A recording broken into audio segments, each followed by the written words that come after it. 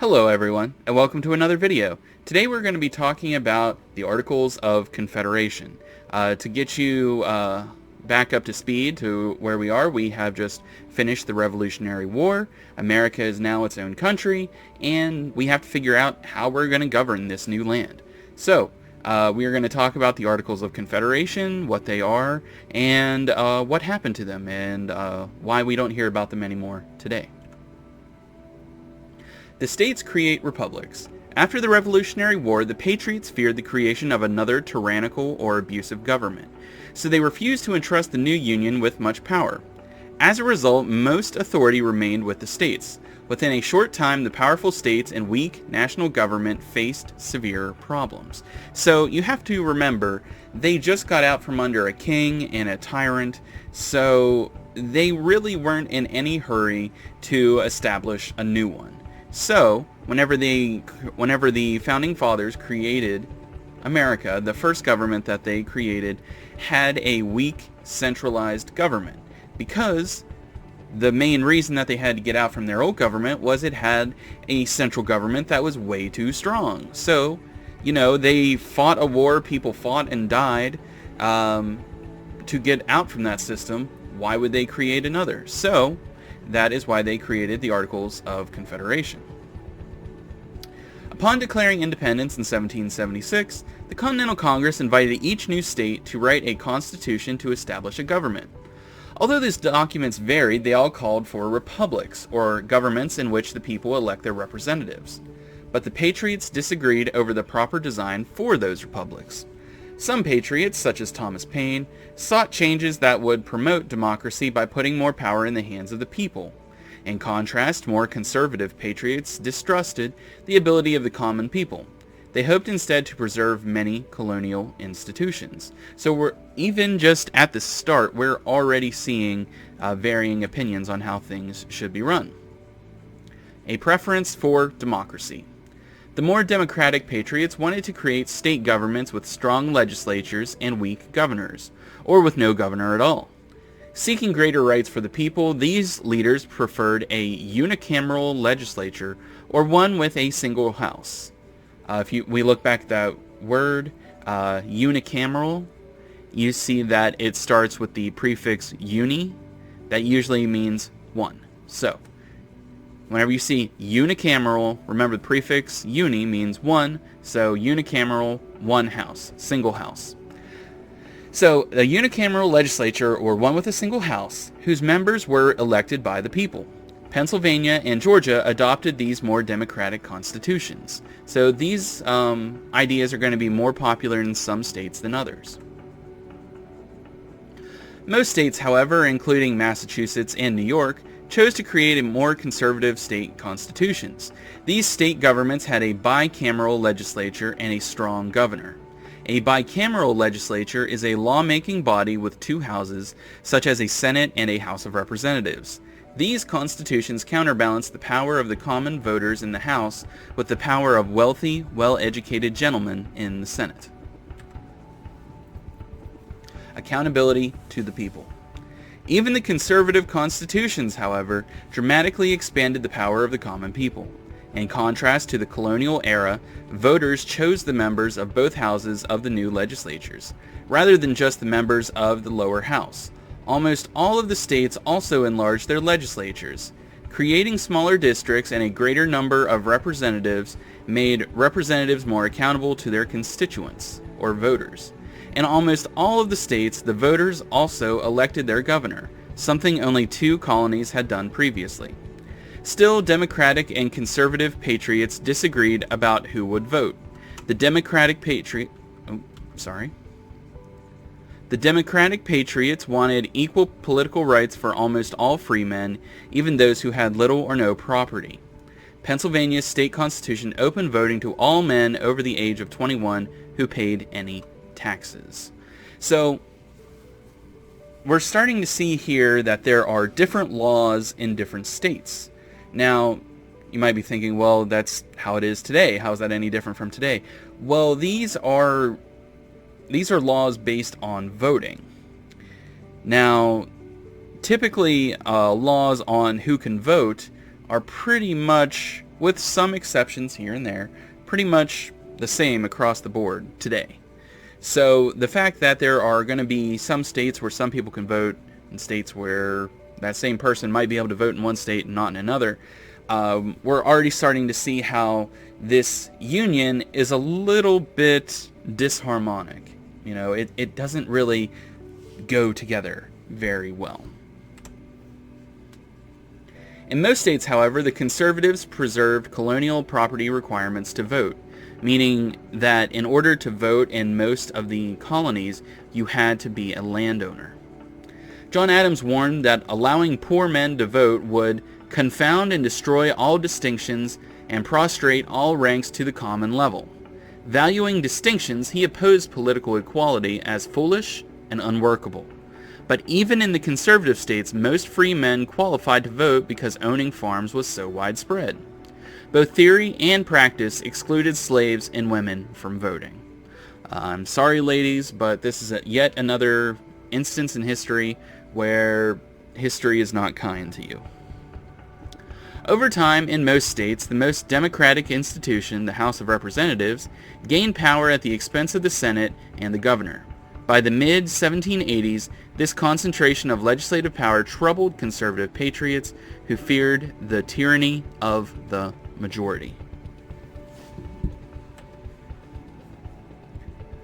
In 1780, Massachusetts ratified its state constitution following a constitutional convention.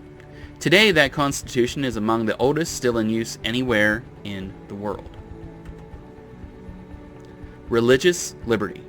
Because the American Revolution promoted greater religious liberty, most states also guaranteed freedom of religion in their constitutions. Before this time, states collected taxes to support religious establishments.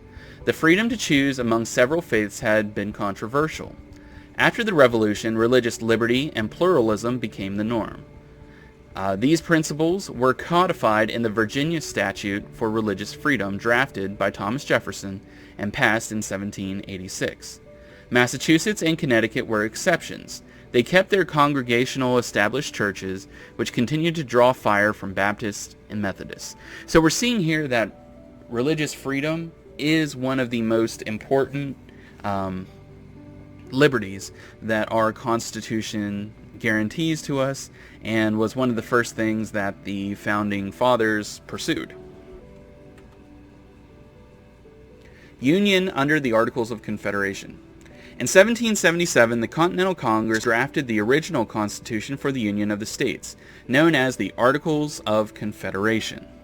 Now, the Articles of Confederation are essentially, they serve the same purpose that the Constitution serves today, but we had the Articles of Confederation many years before we had the Constitution.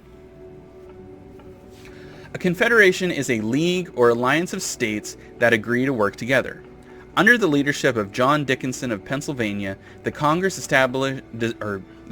designed a loose confederation of 13 states, rather than a strong and centralized nation.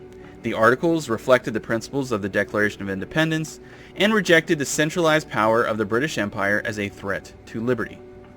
As Article 2 reads, each state retains its sovereignty, freedom, and independence, and every power, jurisdiction, and right which is not by this confederation expressly delegated to the United States in Congress assembled. So the Articles of Confederation were strong in the area of states' rights.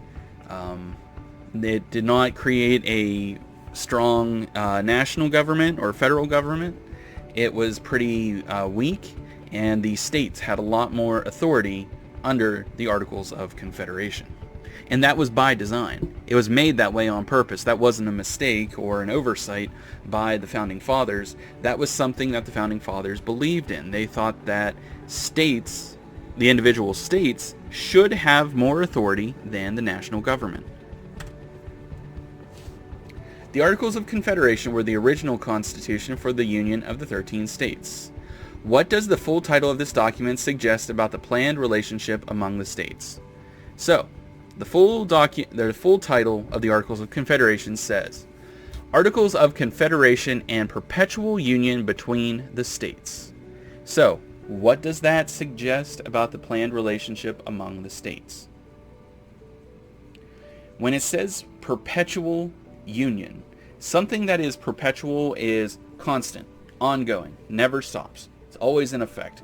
If that is what perpetual means. So the fact that this is a perpetual union, meaning that it was supposed to bind the states together forever, without end. So that would answer that question. The new federal or national government comprised a Congress of delegates chosen by state legislatures rather than by voters. Although states could choose to send as many as 7 delegates, each state, no matter how large or small, had a single vote. Enormous Virginia had no more power than tiny Rhode Island. The powers to make, implement, and enforce the laws were all placed within the Congress. The national government included no president or executive branch. Instead, executive power was spread among several committees of congressmen. So, under the Articles of Confederation, there were no branches of government. There was just the one. The Northwest Territory. One of the most important accomplishments of the National Congress under the Articles of Confederation was establishing plans to settle and govern a vast territory over which they had authority. This territory, called the Northwest Territory, lay north of the Ohio River and west of Pennsylvania to the Mississippi River. By selling this land to speculators and farmers, the Congress hoped to raise revenue and extend America's Republican society westward. So the Northwest Territory is going to play a big part in expanding the settlements of America. Okay, so how might the location of the Northwest Territory have made it difficult for the Confederation government to manage? So let's look at the Northwest Territory here on this map. As you can see, it starts here in what we know today as Ohio and stretches clear up into here to the Canadian border. So a reason that this might be difficult to manage is just simply due to the size. Think back to these times whenever, you weren't in a car. If you were traveling, you were on a horse or on a wagon. So think about how long it would take to get from here to the border, from the border of what we know as Ohio today, clear up to here on the Canadian border. That's going to take a lot of time to travel, and that's why it's going to be difficult for the government to manage it. Land Ordinance of 1785. Western settlement, however, threatened to escape the government's control. By 1784, hundreds of settlers had already crossed the Ohio River to build their own farms. This provoked war with American Indians who defended their land. Already strapped for cash, the federal leaders could not afford to fight wars provoked by unregulated settlement. Congressmen also feared that the settlers would secede from the Union, form their own states, and turn to the British or the Spanish Empire for protection. If deprived of Western lands, the federal government would be hard-pressed to pay its debts and would probably collapse. To save the Union, federal leaders needed to regulate frontier settlement. Federal surveyors working under the Land Ordinance of 1785 used sophisticated equipment like this theodolite to measure the horizontal and vertical angles that divided land into townships. So this is a tool that would be used to determine lines on a map. In ordinances or laws adopted in 1785 and 1787, the Congress defined a program for managing the Northwest Territory. In the Land Ordinance of 1785, the Congress designed a system for dispensing or distributing public lands. By running a grid of lines north to south and east to west, federal surveyors divided the land into hundreds of townships, each 6 square miles. They then subdivided each township into 36 sections of 1 square mile, to be sold for at least $1 per acre. So 1 square mile of land for $640. That's a pretty good price by today's standards. Since ordinary farmers could not afford to pay $640, the price and size of the sections favored wealthy land speculators who had cash. To obtain land, ordinary settlers had to buy it from the speculators. The Congress sometimes broke its own rules to further benefit speculators.